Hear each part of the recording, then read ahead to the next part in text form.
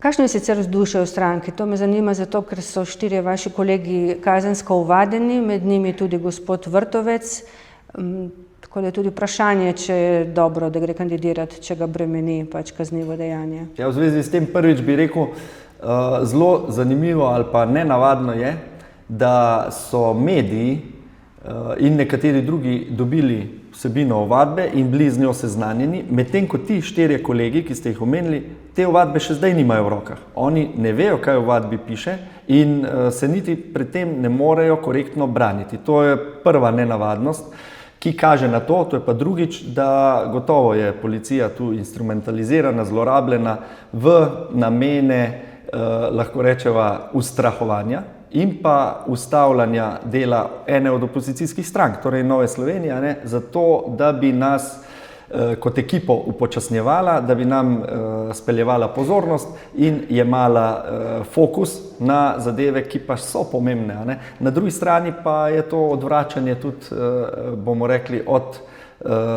rabot Roberta Goloba. Tudi on ima kar nekaj težjih stvari v procesih, pa tudi njegovi poslanci.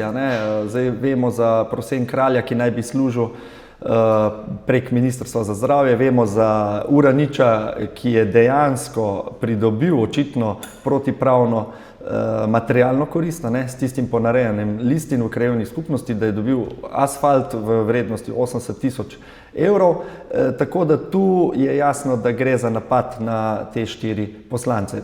Najprej, če se ne zdaj pogovarjamo o poslancih druge stranke, ampak o vaši. Vzdušje v stranki, ne? Ja, vzdušje v stranki in to, če pač se izkaže, da vendarle kazenska ovadba je, je pač to dejstvo, ne glede na to, da vi govorite o instrumentalizaciji policije. Jaz bi postavil to tako, ovadba ni obsodba.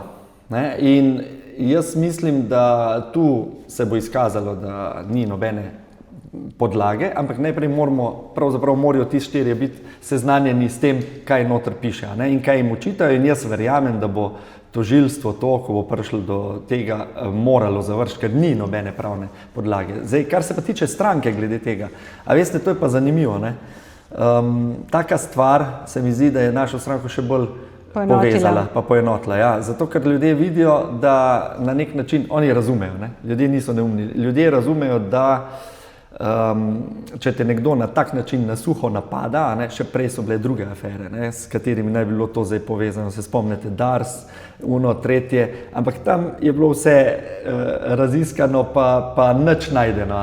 Zdaj drugi očitek, spet bo raziskano, nič najdeno. Gre za taktiko nekako umazati vse politike in zato, da bi ljudje na eni strani mislili, vsi so isti, in da bi potem, po moje, ostali doma, ne bi volili toliko, bi rekel, desnih vlad, ker je pač že ene 4-5 mesecev jasno po trendih v javnomnenjskih raziskavah, da obstaja verjetnost za desno vlado po 2026 in je tu treba zdaj pač, bomo rekli, očrniti Novo Slovenijo in naše poslance za to, da bi pač rezultat bil manjši. Jaz mislim, da je ne bo uspelo. Efekt bo nasprotno.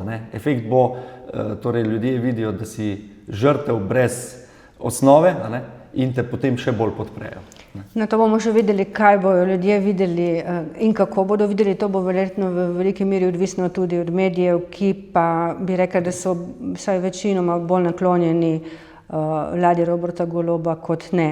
Samo še eno vprašanje bomo dodali, ker ste rekli, da so afere skušali narediti. Vemo, da se je tudi ena od parlamentarnih preiskovalnih komisij lotila financiranja oziroma zanimalo je vprašanje financiranja mislišča NSi, to je Inštituta Janeza Evangelista Kreka. Ste bili vi v upravnem odboru oziroma ali veste kaj o financiranju, kdo so financerji, ker govori se recimo, da so bile zelo zanimive časovne povezave med tem, ko so največji gradbinci CGP Kolektor in recimo še podjetje Janeza Škrabca dobili posle infrastrukturne. Vaš minister je bil minister za infrastrukturo, gospod Vrtovec, so se nenavadno časovno sopadala ta nakazila inštitutu? Jaz nisem bil član upravnega odbora, morda se to zameša zaradi tega, ker sem jaz znotraj stranke že kar nekaj mandatov predsednik Združenja delavcev, to je pa ena organizacijska enota znotraj stranke, ki tudi razvija podobno, predvsem bomo rekli krščansko-demokratski vidik socialnega dialoga, položaja delavcev in tako naprej.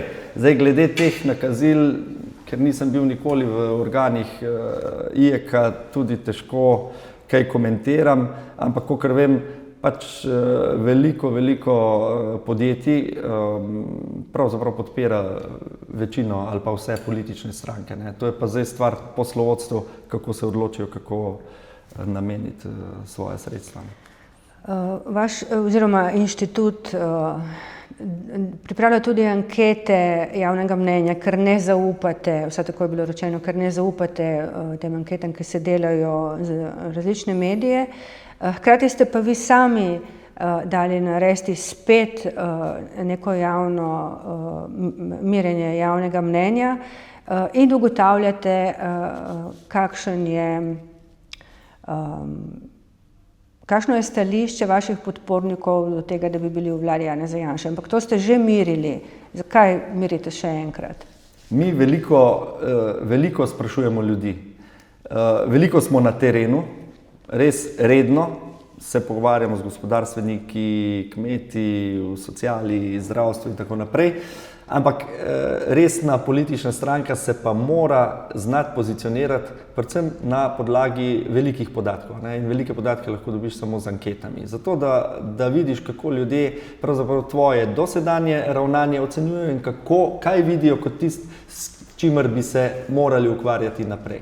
Mi redno merimo tudi naše stališče glede, temeljnih tem, kot so, stanovanjska politika, zdravstvo, demografija, mladi, drugi ukrepi, pa tudi glede koaliranja. In to je veliko vprašanje. Jaz mislim, da tudi tisti, ki so levo ali pa levocentristično usmerjeni, levosredinsko, volivci trenutno vlado dojemajo kot zelo radikalno levo aktivistično in se mi zdi, da so tudi tisti, ki so izbrali recimo z velikim upanjem Gibanje Svoboda, zdaj precej razočarani, ker vidijo, da to ni čisto politološko stranka, ki bi dejansko zagotavljala svobodo, ampak je svobode vedno manj, vedno več omejitev, vedno več davkov, predpisov, obremenitev in vedno manj svobode. In tu se zdaj išče pač neko torišče in mislim, da Nova Slovenija je tista točka, tista politična stranka, ki bi lahko pomenila pač jeziček na tehtnici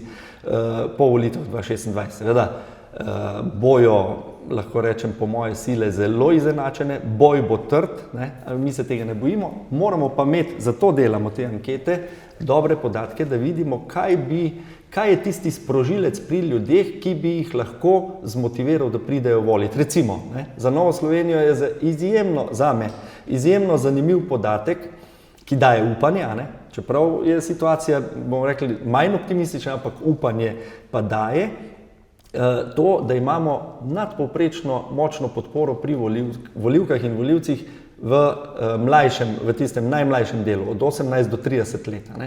Kaj je problem? Ti volivci in volivke ne hodijo na volitve.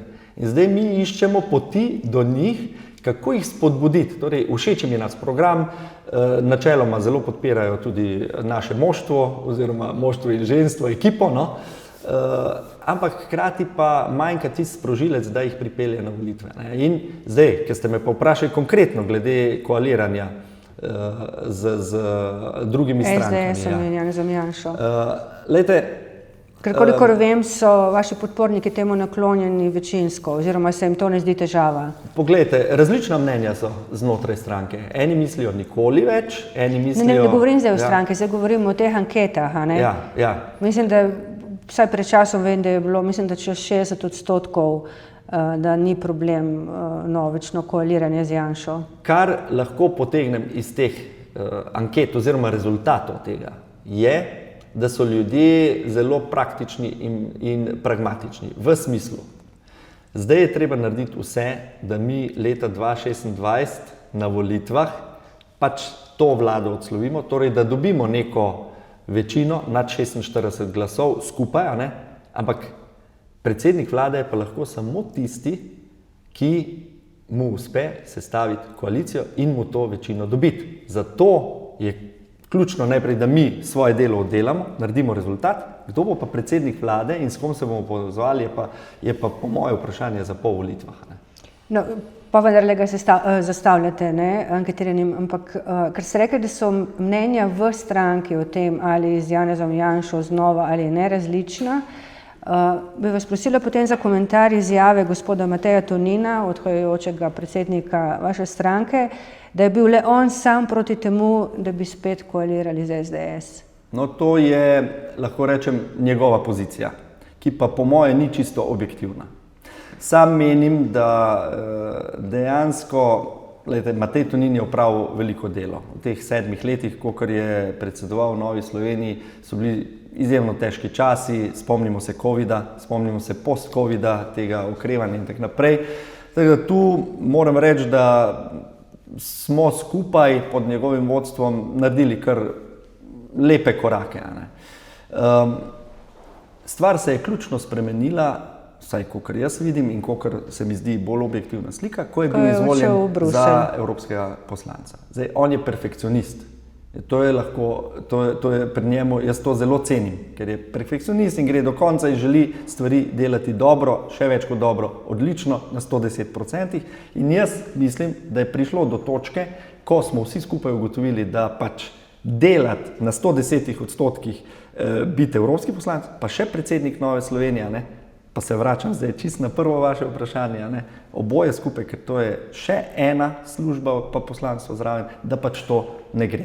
Mi čutimo, da nam on tu manjka, v Bruslu nimaš občutka, kako hitro se tu stvari dogajajo. Se pravi, ni res, da je njegov odhod povzročila informacija, da je policija našla njegovo sporočilo v tej kriptirani... To pa sploh ne, ja. To pa sploh ne. Jaz mislim, da je tu predvsem pretehtalo to, da smo vsi skupaj ugotovili, da pač tu mu moramo dati priložnost, da bo on, jaz mislim, da je odličen evroposlanec, on je že v enem letu zdaj le pokazal. Ker govori se, da ste bili kar precej šokirani vi, ko je prišlo to na dan. A jaz osebno? Vi osebno. Mislim, da glede tistega sporočila, ali kaj, morebitnega, potencialnega. On pravi, da tega sporočila ni bilo, tako da, ne vem, bi mi bilo pa čudno, da v eni drugi, mislim, vsekakor bi bilo čudno spet, spet smo tam kot pri ovadbah za naše 4 poslance, sej to naj bilo povezano, Nekdo nekomu reče ven, prej kot pa pride to do tistih, ki so obdolženci, To je spet v funkciji prikrivanja ali pa odvračanja pozornosti. Čeprav je res težko verjeti, upajmo, da nismo prišli do teh razmer, da bi policija potvarjala zadeve v politične namene, ker to bi bil pa res nekaj groznega. Jaz sem to upanje malo izgubil, zato ker se mi zdi, da vsi indici kažejo na to, da pač stvari iz policije odtekajo. Že pri tej ovadbi, ker kdo je vedel za to ovadbo, če je bila izdana? Odtekanje je eno, to pa, da bi se policija izmislila, je pa težko verjetno. Mislim, da so minili časi. Poglejte, preveč je stvari, ki kažejo na to, da pač policija, pa ne govorim zdaj o policistih in policistkah, ker oni itak delajo na 150%, jih je premalo, so ogroženi, poglejmo romsko problematiko in še druge izzive, recimo mafije, trgovina z drogami in tako naprej, mladostniško nasilje. Ampak govorim o vodstvu policije in o ozadjih, ki pač policijo obvladuje. In to se je pokazalo tudi zdaj že na drugi interpelaciji ministra Poklukarja, kako sprevrženo povezan je vrh politike in gibanja Svobode z vodstvom policije in s temi ozadji, ki to uravnajo, recimo zaradi tega prikrivanja, te očitne trgovine z ljudmi, te Filipinci, kjer se še vedno, mislim, Poklukar brani, da ni nič vedel, Notranji nadzor naj ne bi ničesar pokazal, to mislim, da je zdaj te dni prišlo ven. Mislim, po vsakemu, ki je prebral samo glavne punkte, pa že to, da je vodja njegovega kabineta sestra od tega lastnika, kjer on redno je rekel, malo smo se ustavili z italijanskim ministrom, ne moreš se malo ustaviti z italijanskim ministrom, ampak to naprej načrtuješ protokol, pregleda njihov, naš, varnostni organi. Tako da tu so indicije, ne, da gre za zelo velike posege v našo, bomo rekli, tudi osebno svobodo. Ne. Če se tega ne bo ustavilo, če ne prej pač 2026, ker očitno zdaj nam ne bo uspelo, ker so vsi stopili v bran Poklukarju, ne. So bile še druge zadeve z obrambnimi izdatki, zaradi česar so mogli zdaj pri drugi interpelaciji strniti vrste, a ne, ker si niso hoteli znotraj koalicije še ene fronte odpirati, ampak na nek način vidimo, da zelo veliko delajo na tem, da prikrivajo svoje posege v instrumentalizacijo policije, pa to ni samo moje ali pa naše mnenje na desni sredini. Ne. Spomnimo se samo, na kak način je morala oditi tudi leva prejšnja ministrica, ne, Tatjana Bobnar. SD je bil deležen očitkov tudi strani Levice, ker je vodja poslanske skupine Levice dejal, da je šlo pri njihovem drugem glasovanju za šlamastiko demokracije. Mislim, da sem si prav zapomnila to besedno zvezo. Tudi v NSi so očitali, ne, da ste pač govorili eno, storili pa drugo. Super, da ste mi dali to istočnico, da lahko še enkrat razložim. Mi smo takoj označili to njihovo, bomo rekli, dogovarjanje in pregovarjanje in javne izjave, pa bomo rekli Golobovo laganje zaveznikom v Hagu in na drugi strani zavajanje državljank in državljanov. Mi smo to poimenovali festival sprenevedanja. In tudi takoj je že kolega Žakelj napovedal, da mi v tem festivalu sprenevedanja ne bomo sodelovali. Torej v sprenevedanju. Nismo pa rekli, da ne bomo sodelovali pri glasovanju, a ne? Mi smo zelo načrtno in premišljeno šli v to glasovanje in prvič in drugič, zato ker smo vedeli, da če ne bomo nekako prekinili tega festivala sprenevedanja, teh laži in zavajanj zaveznikov in državljank in državljanov, potem bo to slabo za Slovenijo, ker se manipulira z ljudmi in manipulira se s tem, kaj zdaj pomeni dvig obrambnih izdatkov, kaj imamo. Noben ni vedel prečesto. Če ne bi mi, skupaj še s ta večjo opozicijsko stranko, pa SD in Levica pravzaprav podprli tega referenduma, nikoli ne bi prišlo do šele prvega naknadnega pogovora vodij političnih strank in ne bi prišlo do vse te debate, ne bi se razgalila ta dvoličnost, bomo rekli, Roberta Goloba. Zdaj pa, kaj pa odzadaj? Odzadaj je dogovor Roberta Goloba z Levico. No, Levica to zanika. Ne? Levica to zanika, seveda, ampak očitno gre za dogovor Roberta Goloba z Levico, za delanje damage controla. Ciril Ribičič je dobro povedal, ne, da referendumsko vprašanje je bilo zavajajoče, neprimerno in pisano očitno z mišljenjem, da ne bo referenduma. Ne.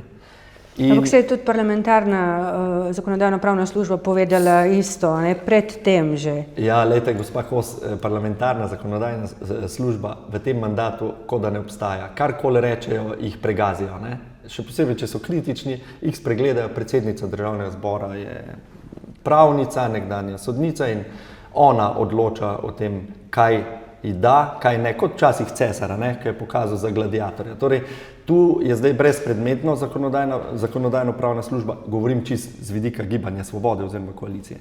Dejstvo je, da sta se tu Golob in Asta Vrečko oziroma Levica so se dogovarjali, kako Levici dvigniti rejtinge, zdaj, ki se bližajo volitve, zato da bi pač bilo bolj varna pot do še enega mandata te leve vlade, morda s kakim popravkom Prebiliča po letu 2026. In mi smo dejansko s svojim glasovanjem, ko smo bili za to igro nekako razgalili.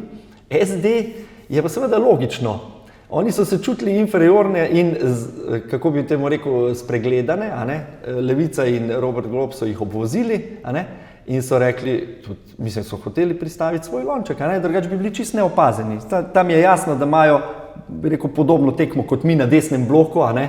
Imajo SD pa Levica, bi rekel, SD ima večje težave, a ne? Ker bolj lev kot Levica ali pa tako lev ne more biti, hkrati pa njihova socialdemokracija kar bledi, ob tem, ko pač Levica izjemno prosperira v tej vladi. No, čeprav jasno, kaj pravzaprav bo, ne? Zdaj s temi izdatki bo šele v proračunih, a ne? Ja, točno to.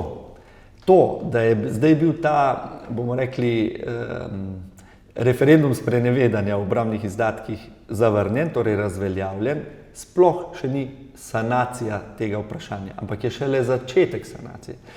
V NSi vemo, da bo trenutek resnice, ko bo pač treba sprejeti proračun z vključenimi temi obrambnimi izdatki. Zdaj slišim, da Boštjančič že govori, da pač, če bo treba, se bomo pa malo zadolžili, gor so si izposlovali ta odpustek. To je povedal na briefingu z novinarji in potem tudi na tiskovni konferenci. Kot da zadolžitev ni nobena obveznost. To se mi zdi, da je spet neko napačno sporočilo ljudem.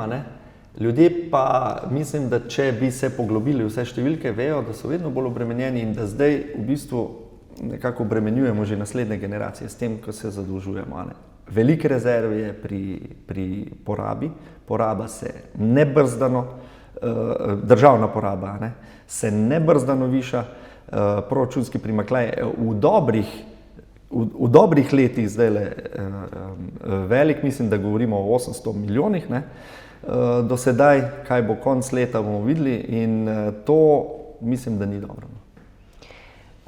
Še o enem glasovanju bi mogoče rekla kakšno besedo, to pa je, kaj je zdaj s to volilno zakonodajo. Zakaj ne pristanete na predlog, ki je bil vložen?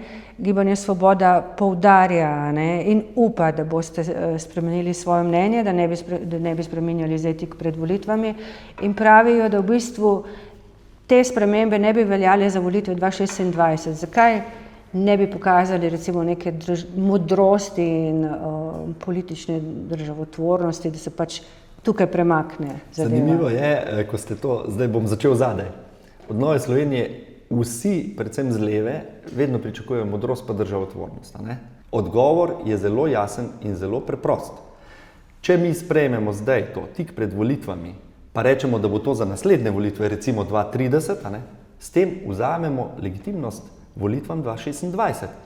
Ker vsak pri zdravi pameti se bo vprašal, zakaj pa po boljšem volilnem sistemu ne volimo že sedaj, bomo šele 2030, pol sedanje volitve niso čisto v redu, rezultati volitev. In tu moramo biti previdni, to je naša zaveza, če bomo del neke dvotretjinske večine, če bomo imeli neko koalicijo, je treba to takoj po volitvah začeti. V prvem letu je treba to narediti, zato da vemo, pri čem smo za naslednje volitve. Tudi Beneška komisija, mednarodne komisije priporočajo, da se tako blizu volitev, v zadnjem letu pred volitvami te zadeve ne spreminjajo.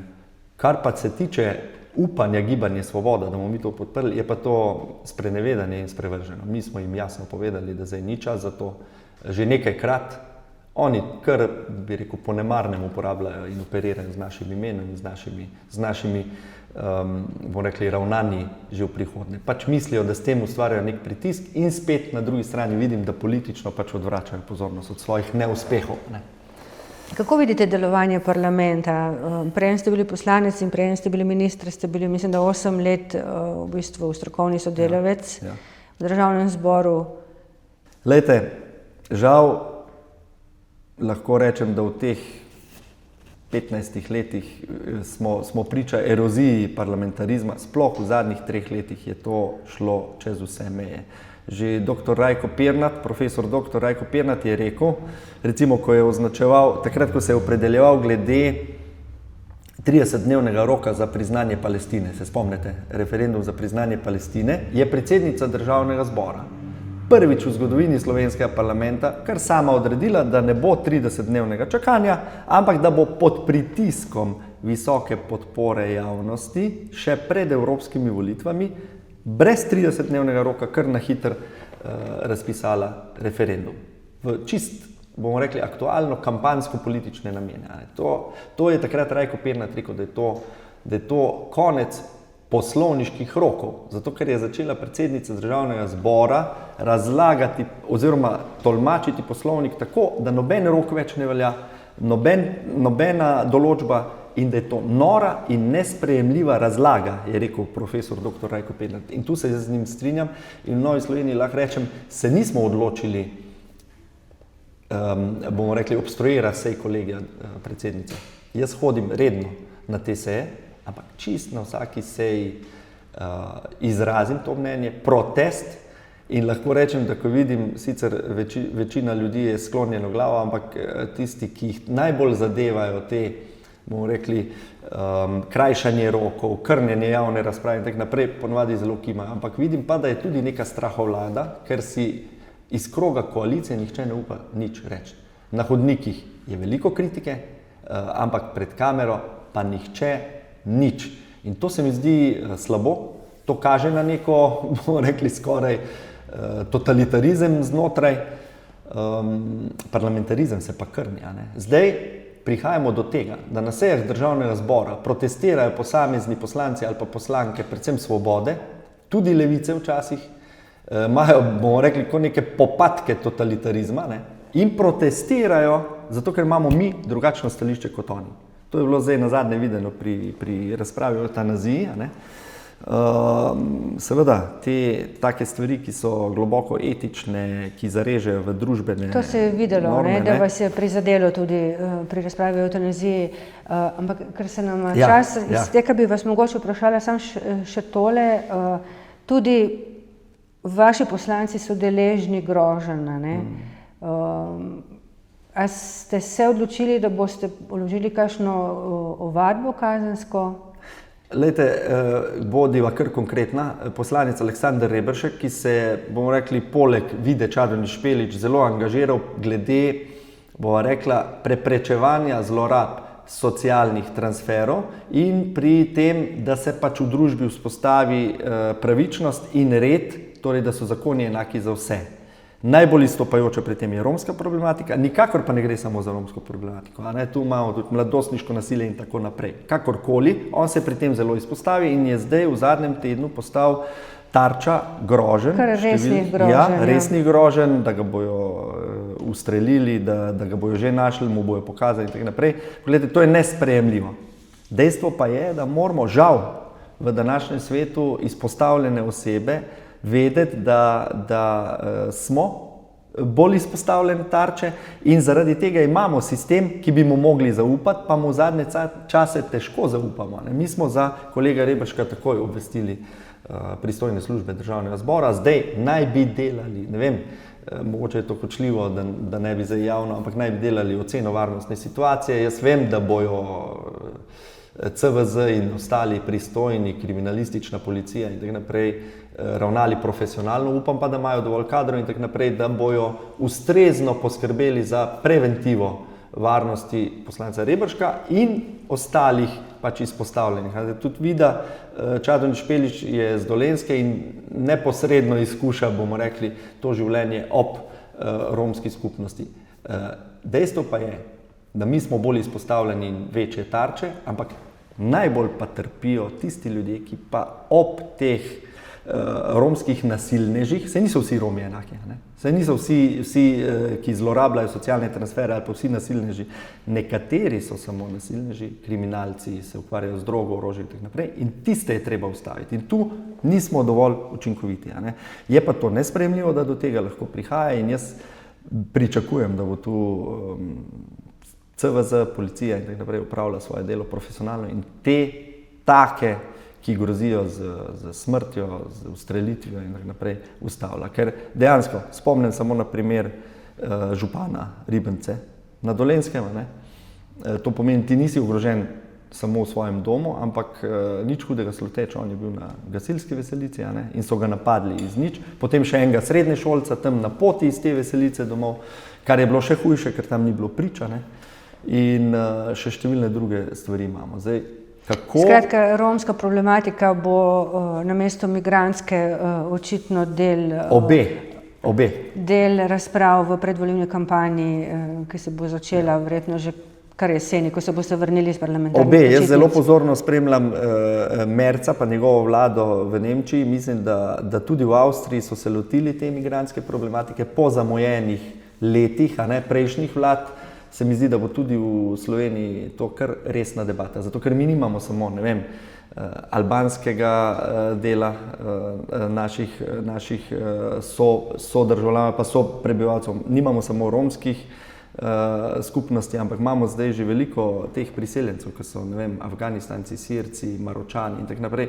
To so pa ljudje, ki jih sploh ne poznamo, ki se verjetno sploh ne integrirajo in tako naprej. In tu bomo imeli izzive, glede tega. In treba je ravnati, mislim, v smeri integracije in povezanosti s temi skupnostmi. Jaz mislim, da tu bo velika odgovornost, ker pač tiste, ki so pripravljeni se vključiti v družbo, mi potrebujemo. Na trgu dela jih potrebujemo, poglejte dolgotrajno oskrbo, socialo in tako naprej, zdravstvo. Pa tudi gospodarstvo na nek način potrebuje veliko delavcev, ampak tiste, ki pa niso pripravljeni se vključiti, bo pa potrebno malo bolj strogo obravnavati in jih tudi vrniti v izvorne države, ker tega pa ne rabimo, porasta kriminala, tega, da se ne moramo več svobodno gibati in tako naprej.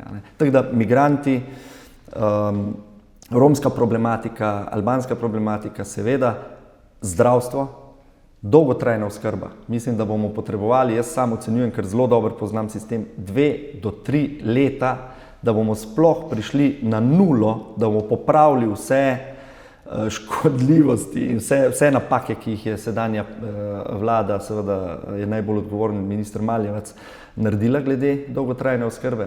Tu dejansko sistema nimamo. Z vidika poslovnega okolja se bo pa treba posvetiti razbremenitvi vseh, ki delajo, pa s tem ne mislim velikih mednarodnih multinacionalk in tega. Mislim, da moramo razbremeniti majhne in srednje podjetnike, obrtnike, te gospodarstvenike, na katerih pravzaprav sloni naše gospodarstvo in so najbolj fleksibilen del. Ob prihajajoči krizi nas ti rešijo, ker se zelo hitro prilagodijo, usmerijo v kaj drugega in tu bo treba davke znižati, treba bo obremenitve ljudem znižati in to bo naš fokus. Hvala lepa za pogovor. Hvala za vabilo in srečno.